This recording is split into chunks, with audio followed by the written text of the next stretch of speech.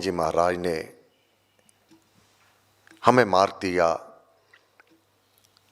साधो जपिए नाम को, यही भला है काम। करो कमाई नाम की,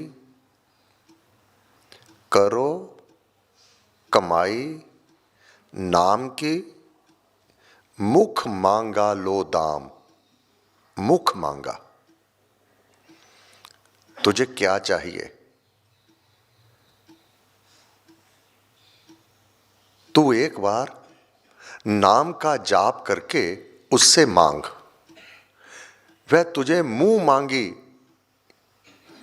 तेरी वह प्रार्थना स्वीकार भी करेगा और पूरी भी करेगा। मुख मांगा लो दाम।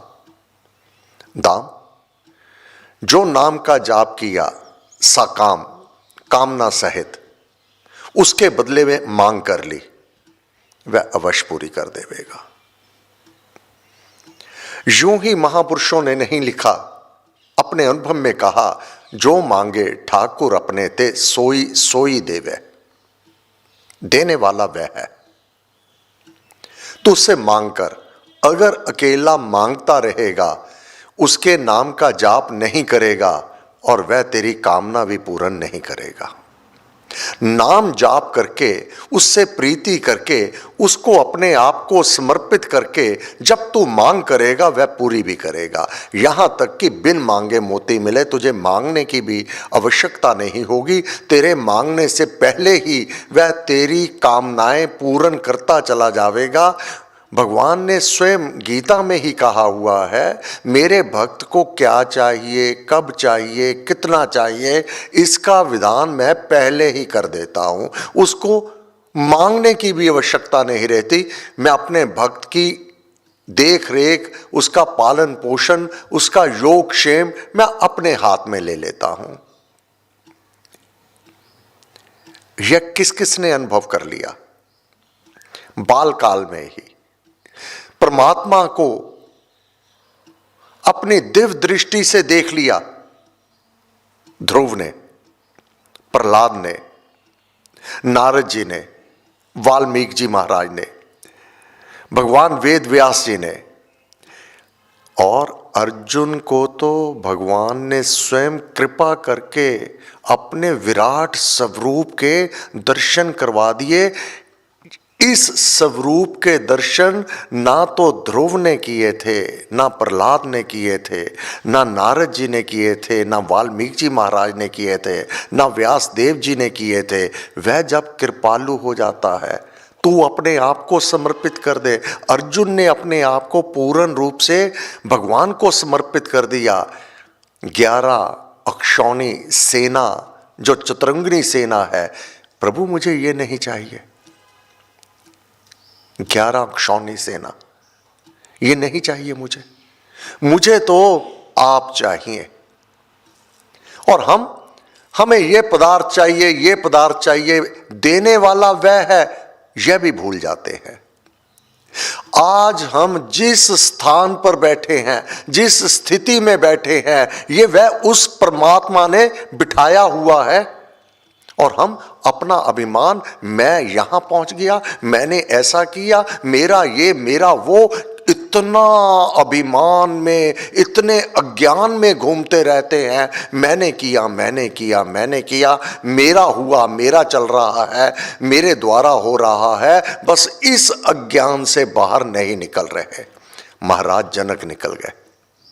मैं हूं दास राम का प्यारे, ये सब कुछ मेरे राम का है, मुझे तो केवल इसका देख रेख दी है, इसका संचालन मेरे हाथ में दिया है, संचालक वह है, करवा मेरे से रहा है। महाराज जनक, जब मानव को यह ज्ञान हो गया तो वह ज्ञानी, इसके विपरीत वह अज्ञानी। कितना भी पढ़ लिख जावे, कितना भी विद्वान हो जावे, अगर इस तथ्य को, इस सत्य को वह नहीं मान रहा, इसको नहीं समझ रहा, ये अपने भीतर नहीं उतार रहा और भीतर से इन भावों को नहीं जान रहा, कि वह परमात्मा ही सारी सृष्टि को चलाने वाला है। जहां पर भी प्रत्येक मानव बैठा है उसको बिठाने वाला भी वह है, वह परिस्थिति देने वाला वह है। महाराज ने क्यों कहा है, साधो जपिए नाम को वही भला है काम, करो कमाई नाम की, कमाई कर। साधारण भाषा में जो जितनी बड़ी कमाई कर लेता है, रुपया पैसा कमा लेता है, उतने बड़े महल, उतनी बड़ी गाड़ियां, उतने सुख सुविधाएं अपने लिए वह उससे खरीद लेता है, उन पैसों से जो उसने कमाए हैं। अगर तू नाम की कमाई कर लेगा, वह परमात्मा तुझे अपने आप वह सब सुख सुविधाएं दे देगा। परंतु अज्ञानता कितनी, देने वाला वह प्रत्येक परिस्थिति में जितना तेरा ऐश्वर्य है, जो कुछ भी तुझे प्राप्त है, तेरा परिवार है, तू हष्ट पुष्ट शरीर धारण किए हुए है, ये सब उसका दिया हुआ है, उसने एक दिन वापस ले लेना है। तेरे पास तेरा अपना शरीर भी नहीं है जिसे तू शरीर अपना कहता है, जिसे संवारता रहता है। यह भी तुझे, तेरी आत्मा को उस परमात्मा ने यह वस्त्र दिया हुआ है, यह तेरा नहीं है, यह भी उसने वापस ले लेना है। यह आंख नहीं देख रही, वह देख रहा है। यह हाथ नहीं काम कर रहे, वह कर रहा है। ये बहुत बड़ी बार उदाहरण दिया, डेड बॉडी को हाथ, आंख, कान, ये स्किन सब लगी हुई है, अब वह क्यों नहीं काम कर रही, आंख क्यों नहीं देख रही डेड बॉडी, वह मृत दे अब हाथ क्यों नहीं उठा रही, क्योंकि वह शक्ति जो वह भीतर, जब तक वह भीतर बैठा हुआ है, वह प्रकाशित इन अंगों को कर रहा है। मेले में बहुत बार गए होंगे, बच्चों को लेके गए होंगे, झूले लगे हुए हैं। झूले, अब पिता जब तक पैसे नहीं देगा, झूले वाला झूले पे नहीं बिठाएगा और उसको चलाएगा नहीं। पिता ने पैसे दिए, बच्चे को झूले पे वह तार से, रस्सी से, संगली से बंधे हुए क्या क्या है, हाथी, घोड़ा, कार, हवाई जहाज, वह घूमने से पहले, घुमाने से पहले एक एक बच्चे को एक एक स्थान पर बिठा दिया उस चालक ने। अब कोई कह रहा है मैं हाथी पे बैठा हूं, कोई कह रहा है मैं कार में बैठा हूं, कोई कहता है मैं जहाज में बैठा हूं, कोई कहता मैं घोड़े में बैठा हूं, इत्यादि। वह है तो काष्ठ के, अब उसने पैसे लिए हुए हैं, अब उसको घुमाता है। बच्चे बहुत आनंद लेते हैं, मेरा घोड़ा चल रहा है, मेरा हाथी चल रहा है, मेरी कार चल रही है, मेरा जहाज चल रहा है। अब जितने दिए हैं, अब टाइम पूरा हो गया, उसने वह रोक देना है। अब बच्चे कितना भी मायूस होने लगते हैं, अब उनको उतार दिया जाएगा। ये तो भूल गए कि पिता ने पैसे दिए थे, उन्होंने बिठाया था, उन्होंने बिठवाया था। ये उस आनंद में, हंसी खुशी में सब कुछ भूल गए। यही हालत मानव की है। मुख मांगा लो दाम, दाम दिया उतनी आयु मिल जाएगी, उतने सुख आराम मिल जाएंगे। परंतु यह नहीं भूलना, उस झूले को चलाने वाला वह चालक है। उनकी गाड़ी नहीं चल रही, बच्चों का घोड़ा नहीं दौड़ रहा, वह घुमा रहा है, तब वह घूम रहे हैं। उसने बंद कर दिया और उनको नीचे उतरना पड़ा। यही हालत मानव की है। जहां जिस स्थान पर बैठा है उसने बिठाया हुआ है। तुम्हारे को चला रहा है, सुख सुविधाएं दे रहा है, वो देने वाला वह है और वह सब कुछ उसकी है, तुम्हारी नहीं। जैसे घोड़ा बच्चों का, वह हवाई जहाज, वह कार उनकी नहीं हो गई थी, उनको बिठाया गया था। तुम्हारे को भी बिठाया हुआ है। उस नियंता को जानो। जब तुझे ये ज्ञान हो जाएगा तुझे कोई दुख नहीं रहेगा। यही महाराज ने लिखा हुआ है। जब तक अज्ञान में रहोगे, मेरा है तेरा मेरा दिन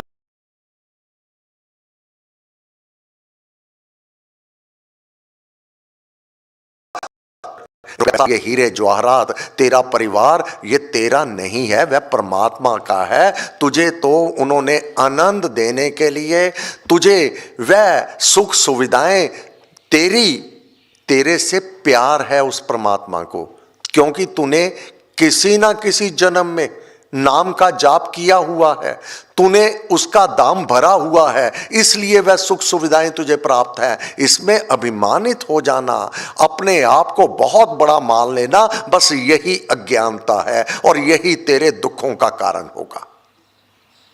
क्योंकि एक दिन छिन जाना है, अकेला होगा, शरीर भी छिन जाएगा। तब तुझे जब ज्ञान होगा कि मैं तो भ्रम में रहा, जिस प्रकार बच्चे भ्रम में मेरी गाड़ी चल रही है, मेरे जैसे बड़ा और सुखी कौन सा होगा, उसी में निमग्न हो जाते हैं। इसी प्रकार मानव उसी में, उसी खेल में निमग्न हो गया। जो खिलाड़ी वह खिला रहा है, वह चला रहा है, उसी में मगन हो गया मानव। जब तक ये मानव को ज्ञान नहीं हो जाता, मैं जहाँ हूँ, जिस स्थिति में हूँ, ये परमात्मा ने मुझे बिठाया हुआ है, ये मेरा पालन पोषण खान पान सुख सुविधाएं सब उसकी दी हुई हैं, ये सदा मेरे साथ नहीं रहनी। क्योंकि ये शरीर जिस दिन छूटना है, ये सब कुछ छूट जाएगा।